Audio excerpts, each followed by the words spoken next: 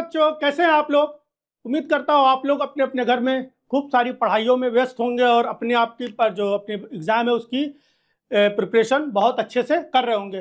Previous class में हम लोगों ने स्टार्ट किया था जस्ट फोटोसिंथेसिस और वहाँ पर हम लोगों ने बहुत अच्छे से सीख लिया था कि फोटोसिंथेसिस की प्रोसेस को प्रूव करने के लिए कौन कौन से साइंटिस्ट रिस्पॉन्सिबल थे, उन्होंने किस तरह से अलग अलग एक्सपेरिमेंट को प्रूव किया और बड़ा अच्छे से ट्रिकी वे में हर एक्सपेरिमेंट से रिलेटेड साइंटिस्ट के नाम और उन्होंने क्या प्रूव किया वो अच्छे से सीख लिया था, याद कर लिया था। ठीक है, तो उम्मीद करता हूँ वो सारी चीजें आपको समझ में आ गई होंगी।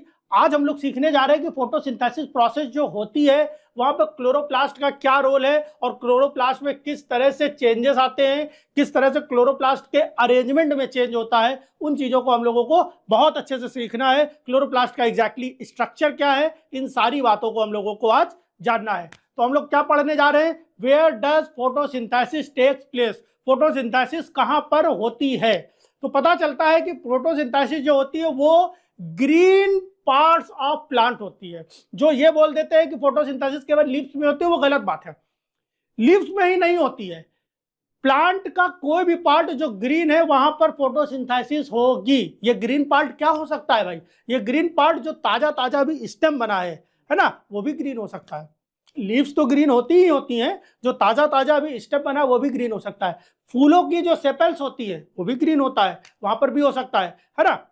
पीटियोल जो होता है, पेडिसेल्स जो होते हैं वो भी ग्रीन हो सकते हैं, वहां पर भी फोटोसिंथेसिस हो सकता है। बैंगन के केस में कैलिक्स दिखता है कितना बड़ा सा, वो भी क्या हो रहा है, ग्रीन है। बैंगन बैंगन आपने जीवन में देखा है ऐसा, यहाँ पे कैलिक्स दिख रहा है ऐसे, बताओ भाई।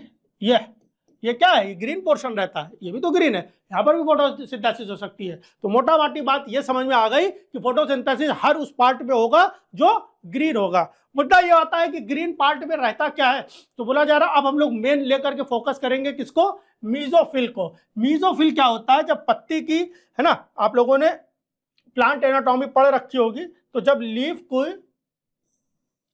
मीजो का मतलब होता है बीच में और फिल का मतलब होता है पत्ती, है ना। तो पत्ती का जब सेक्शन कट करके यहाँ पर देखा जा रहा है तो वहां पर क्या एक लेयर दिखती है, वहां पर सेल्स दिखते हैं, ऐसे सेल्स मान के चलते ये सेल्स है ना, ये सेल है, एक मीजोफिल सेल है। ठीक है, मीजोफिल के सेल क्या होती है, प्लांट एनाटॉमी में बहुत अच्छे से पढ़ाया है मैंने, वहां पर हम लोग डिस्कस करेंगे इस चीजों को और अच्छे से। ठीक है, तो मीजोफिल सेल्स के अंदर क्या पाए जाते हैं, क्लोरोप्लास्ट पाए जाते हैं। और क्लोरोप्लास्ट की बात अगर हम लोग करें यहां पर, तो क्लोरोप्लास्ट दो तरह से पाए जा सकते हैं। मुद्दा यह आता है कि मान लेते हैं कि अगर क्लोरो, जब से सनलाइट है, ठीक है, ये ध्यान देते हैं, ठीक है, सनलाइट जब बहुत तेज हो, जब सूरज की रोशनी इसके ऊपर बहुत तेजी से पड़ रही हो, ऐसे मतलब हाई इंटेंसिटी हो, हाई इंटेंसिटी वाली सनलाइट पड़ रही है, तो वहां पर जो क्लोरोफिल होंगे उनका स्ट्रक्चर कैसा होगा, वो उनका अरेंजमेंट जो होगा वो कुछ ऐसा हो जाएगा। ध्यान रखना, बहुत इंपॉर्टेंट कॉन्सेप्ट है ये, उनका अरेंजमेंट कुछ ऐसा हो जाएगा।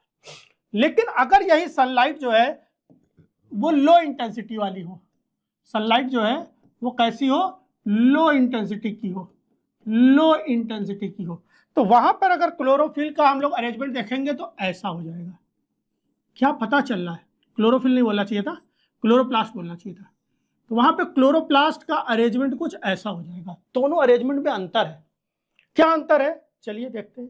लिखा हुआ है इन green parts of the plant, that is green leaves, green stems, sepals, etc., having the chloroplast, and if the chloroplast is present, then there is a possibility, then there is a huge possibility of photosynthesis, है ना।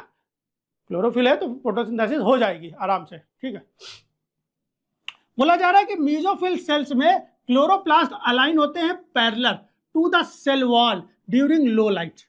ये देखिए अभी मैंने बना के दिखाया, जब लो लाइट थी तो सेल वॉल के पैरेलल जाके अरेंज हो गए। जैसे मान लेते मेरे जस्ट सामने कोई वॉल है, हम ऐसे जाके खड़े हो जाए, दैट इज हम लोग कैसे खड़े हो रहे हैं, पैरेलल खड़े हो रहे हैं। पैरेलल खड़े का मतलब हेड टू हेड खड़े हो रहे हैं, हेड टू हेड खड़े हो रहे हैं मतलब मेरा सरफेस एरिया ज्यादा एक्सपोज हो रहा है। लेकिन जब हाई सनलाइट होगी तो हम ऐसे आगे खड़े हो जाएंगे, तो अब मेरा सरफेस एरिया केवल इतना एक्सपोज हो रहा है। जब सरफेस एरिया कम एक्सपोज होगा तो अगर हाई सनलाइट आ रही है, हाई इंटेंसिटी ऑफ लाइट आ रही है तो उसका एक्सपोजर भी कम होगा, ठीक है। हाई इंटेंसिटी लाइट होगी तो होगा क्या वहां पर, अगर हाई इंटेंसिटी लाइट में भी ऐसे खड़े रहेंगे तो क्या होगा है, अगर तुम्हारे ऊपर कोई फूल बरसा रहा है, ऐसे फूल बरसा रहा है, बात समझो, तो तुम ऐसे खड़े हो भैया बरसाओ फूल है, लेकिन अगर कोई उधर से पत्थर बरसा रहा है तो भाई ऐसे खड़े हो जाओ। ऐसे खड़े होने का फायदा क्या होगा, पत्थर खाली इतने एरिया में लगेगा, है ना, तो इतना एरिया चोटिल होने का चांस है। और अगर ऐसे खड़े हो गए, गोलियां चल रही हैं तो पता लगा सीने में भी लग रहा है, किडनी में भी छेद हो गया, लीवर में भी छेद हो गया, बिल्कुल, है ना, तो बड़ा समस्याएं हो जाएंगी। तो इस चीज को बड़ा ध्यान देना है हम लोगों को, इस तरह से अरेंज रहता है, ठीक है। एक एक चीजों को बहुत अच्छे समझेंगे। तो यहां पर कैसे हो रहा है, ड्यूरिंग द हाई सनलाइट में परपेंडिकुलर अरेंज हो रहा है टू अवॉइड फोटो ऑक्सीडेशन। मैं ऐसे इसलिए खड़ा हुआ कि पत्थर जो है, जो गोलियां चल रही वो मेरे सीने में ना लग जाए, है ना, मैं बच जाऊं, तो वो इधर ही कहीं पे लगे। हेलमेट लगाए हूं बढ़िया वाला, उसमें गोलियां नहीं लगेंगी, ठीक। इमेजिन करो यहाँ पर ही लगेंगी, तो यहाँ पे लगने से हम क्या हो गए, बच सकते हैं यहाँ पे। तो यहाँ पर भी एक बुराई चल रही, कौन सी बुराई चल रही, फोटो ऑक्सीडेशन। फोटो ऑक्सीडेशन में एक्चुअली में होता क्या है कि जो क्लोरोप्लास्ट होता है उसके अंदर छोटे छोटे पिगमेंट्स पाए जाते हैं, इसको हम लोग कहते हैं क्लोरोफिल, वो डीनेचर हो जाता है। जब क्लोरोफिल ही डीनेचर हो जाएगा तो फोटोसिंथेसिस की प्रोसेस नहीं हो पाएगी। बोलिए, chloroplast have division of labour, chloroplast के अंदर डिवीजन ऑफ लेबर भी पाई जाती है। अच्छा, डिवीजन ऑफ लेबर का मतलब क्या होता है कि क्लोरोप्लास्ट का पूरा एक स्ट्रक्चर है, अभी हम लोग बहुत अच्छे समझेंगे। उस स्ट्रक्चर के अंदर अलग अलग पार्ट को काम दे दिया गया कि आप ये काम करोगे, हम ये काम करेंगे, ठीक है। कौन क्या करेगा उस चीज को हम लोग समझेंगे, बात को भाई ध्यान देते क्या होता है। मान लिया क्लोरोप्लास्ट है, ठीक है, और उसके अंदर क्या पाए जाते हैं, छोटे छोटे ऐसे, इमेजिन करते हैं कि क्वाइंस है, रुपए हैं, उन रुपए की ये ढेर है, एक ढेर ही है, ऐसे ये एक पाइलअप होता चला जा रहा है, ठीक है, ऐसे बहुत सारी ढेरी,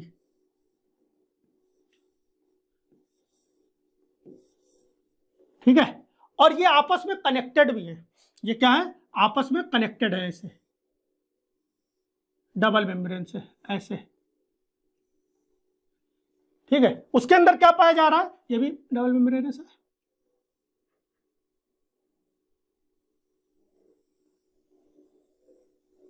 ठीक है। उसके अंदर क्या पाया जा रहा है, उसके अंदर बहुत सारा ऐसे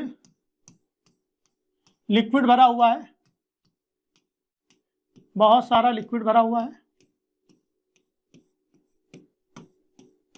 ऐसे, ठीक है।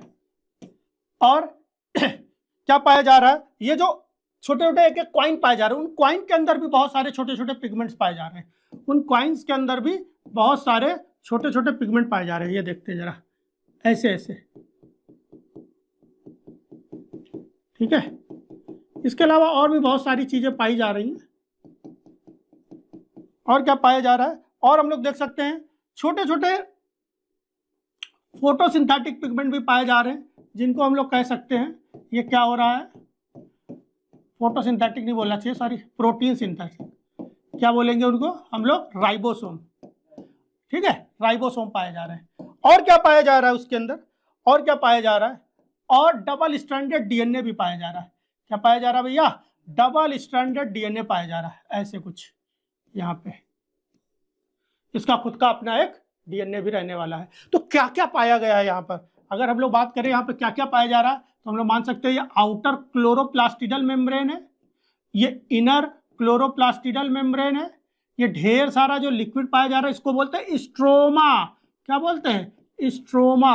ये छोटे छोटे जो पॉइंट्स पाए जा रहे हैं इनको हम लोग बोल रहे हैं क्या, राइबोसोम। खास बात ये है कि ये राइबोसोम की ये 70S टाइप का होता है। कैसा होता है, 70S टाइप का, ठीक है। इसके अलावा क्या पाया जा रहा है, इसका अपना खुद का डीएनए रहता है। डीएनए खुद का होने के कारण क्या है कि ये ऑटोनॉमस, अब डीएनए के ऊपर नहीं जा रहे, प्लाज्मोजन भी कहते हैं, इसका स्ट्रक्चर क्या होता है, कौन कौन से जीन, वो बड़ा अलग कहानी सेपरेट है, ठीक है। इंपॉर्टेंट बात ये है कि ये जो एक पूरा का पूरा पाइलअप होने के बाद स्ट्रक्चर बना, इसको हम लोग क्या कहते हैं, ग्रेना। क्या बोल रहे हैं, ग्रेना। ये जो कनेक्टिविटी है इसको हम लोग बोल रहे हैं स्ट्रोमा लैमेली, स्ट्रोमा लैमेली, है ना। और जब इस पूरे के पूरे स्ट्रक्चर में केवल एक क्वाइन को उठा के देखा जाए, केवल एक क्वाइन की बात करते हैं, तो इसको बोलते हैं थाइलाक्वाइड। क्या बोल रहे हैं भैया? थाइलाक्वाइड। बोलिए भैया। जब एक थाइलाक्वाइड को उठाकर देखा जाए, अगर, क्योंकि स्ट्रक्चर पता होना बहुत ज्यादा जरूरी है अगर आपको फोटोसिंथेसिस सीखनी है, तो एक थाइलाक्वाइड को अगर हम लोग उठाकर देखें तो थाइलाक्वाइड भी डबल मेम्ब्रेनस है। ये सिंगल थाइलाक्वाइड उठा के हमने देखा, ऐसे दो मेम्ब्रेन है, ठीक है, दो मेम्ब्रेन है, बाहर अंदर की मेम्ब्रेन एक इनर मेम्ब्रेन ऑफ थाइलाक्वाइड और एक आउटर मेम्ब्रेन ऑफ थाइलाक्वाइड। ध्यान देना, यहाँ पे दो मेम्ब्रेन है, एक हो गई आपकी इनर मेम्ब्रेन और एक हो गई क्या, सॉरी इनर मेम्ब्रेन ये हो गई, ये हो गई आपकी आउटर मेम्ब्रेन। आउटर मेम्ब्रेन जरा ध्यान देते हैं, आउटर मेम्ब्रेन डायरेक्ट कांटेक्ट में रहती है किसके? स्ट्रोमा के। तो ध्यान रखना, आउटर मेम्ब्रेन डायरेक्ट कांटेक्ट में रहती है स्ट्रोमा के, जबकि इनर मेम्ब्रेन जो होती है वो किसके कांटेक्ट में रहती है? अंदर जो खाली जगह बच रही है ल्यूमेन, उसके कांटेक्ट में। गुरुजी ये ल्यूमेन क्या होता है? भैया ये है ल्यूमेन, अंदर का जो भी खाली एरिया है उसको हम लोग क्या कह रहे हैं? ल्यूमेन कह रहे हैं। तो ये कहानी चल रही है। अब इस पूरे क्लोरोप्लास्ट में डिवीजन ऑफ लेबर पाया जा रहा है। डिवीजन ऑफ लेबर की बात करते हैं कि जो स्ट्रोमा है वहां पर, या बोल सकते हैं कि जो क्लोरोप्लास्ट थैलाक्वाइड है, उस थैलाक्वाइड में रिएक्शन होती है, उस रिएक्शन को बोलते हैं लाइट रिएक्शन। क्या बोलते हैं? Light reaction. लाइट रिएक्शन हो रही है यहाँ पे। और स्ट्रोमा में जो प्रोसेस हो रही है उसको हम लोग बोलते हैं डार्क रिएक्शन। लाइट रिएक्शन और डार्क रिएक्शन में सर अंतर क्या होता है भाई? तो लाइट रिएक्शन एग्जैक्टली अगर हम लोग बात करें तो लाइट रिएक्शन क्या होता है? यहां पर लाइट रिएक्शन में सनलाइट का यूज करके जो भी थैलाक्वाइड है उसके अंदर क्लोरोफिल के पिगमेंट्स या और भी बहुत तरह के पिगमेंट्स, अभी एक अलग सेपरेट क्लास में सीखेंगे कौन कौन से पिगमेंट्स होते हैं, कौन कौन से फोटो सिस्टम्स होते हैं। तो इन पिगमेंट्स का यूज करके फोटोसिंथेसिस प्रोसेस प्रोसीड कराई जाती है, ठीक है। तो एक लाइट रिएक्शन होगी और इस लाइट रिएक्शन का यूज करके क्या बनाया जाता है? एटीपी बनाई जाती है। और क्या बनाया जाता है? NADPH बनाया जाता है, ठीक है। दूसरी बात आती है आपकी क्या? Dark reaction. डार्क रिएक्शन में क्या हो रहा है? ये जो एटीपी और NADPH बना है due to the response of light reaction. Light reaction दो तरह से हो सकती है, साइक्लिक और नॉन साइक्लिक। बड़ा अच्छे से भी एक एक बात को हम लोग सीखेंगे। अभी ये जानते हैं कि जो डार्क रिएक्शन है उसमें क्या होता है? उसमें एटीपी और NADPH का यूज करके क्या किया जाता है? कार्बन डाइऑक्साइड को फिक्स किया जाता है in the form of glucose. तो डार्क रिएक्शन नहीं होता। लाइट रिएक्शन हमेशा लाइट की प्रेजेंस में होती है, लेकिन डार्क रिएक्शन जो होता है वो लाइट की प्रेजेंस हो चाहे ना हो, जब तक कि एटीपी और NADPH रहेगा वो प्रोसेस हो जाएगी। मतलब डार्क रिएक्शन के लिए ऐसा जरूरी नहीं है कि अंधेरा होगा तब भी होगा, ऐसा कुछ नहीं है। वो दिन में भी होगी, वो रात में भी हो सकती है, बशर्ते ये है कि क्या चाहिए? एटीपी और NADPH। लेकिन लाइट रिएक्शन के लिए लाइट चाहिए, क्योंकि लाइट रिएक्शन में एटीपी और NADPH बनता है, और एटीपी और NADPH तभी बन सकता है जब लाइट प्रेजेंट हो। तो मतलब डार्क रिएक्शन अंधेरे में हो ऐसा कोई जरूरी नहीं है। दैट इज डार्क रिएक्शन क्या है? एक तरह की डार्क रिएक्शन क्या हो रही है? एक तरह की मिसनोमर है। जैसा नाम है ना, जैसा नाम जरूरी नहीं वैसे ही हो कोई, ठीक है। मान लिया कोई इंसान का नाम बहुत बड़ा नाम है, उसका बलवान नाम है, बलवान प्रताप सिंह, लेकिन वो बिल्कुल मरा मरा सा है, ताकत ही नहीं है शरीर में, तो उसको हम लोग क्या बोलेंगे भाई? वो एक तरह का मिसनोमर है, नाम के अपोजिट काम चल रहा है, ठीक है, नाम के अपोजिट कार्य चल रहा है। अब देखते हैं, तो यहां पर देखा जाए तो डिवीजन ऑफ लेबर चल रही है। एक पोर्शन लाइट रिएक्शन करा रहा है, एक पोर्शन डार्क रिएक्शन करा रहा है, इसको हम लोग बोलते हैं division of labour.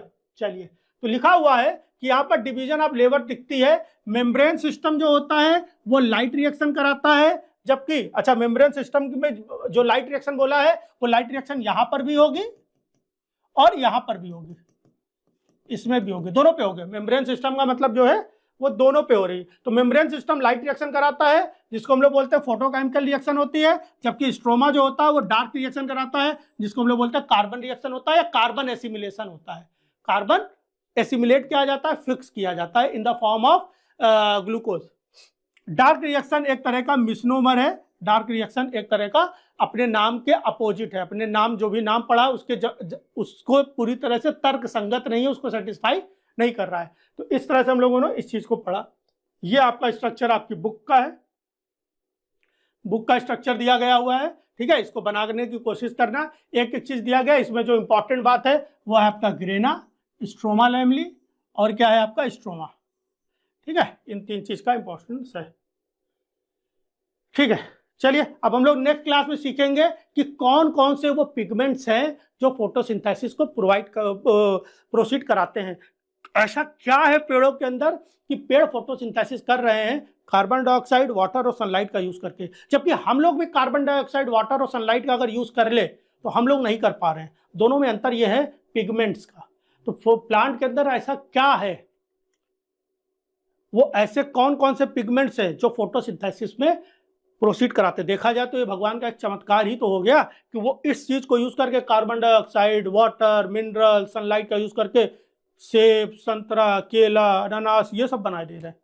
It is a type of magic, है ना। और उस मैजिक को कराने के लिए मैजिशियन कौन है?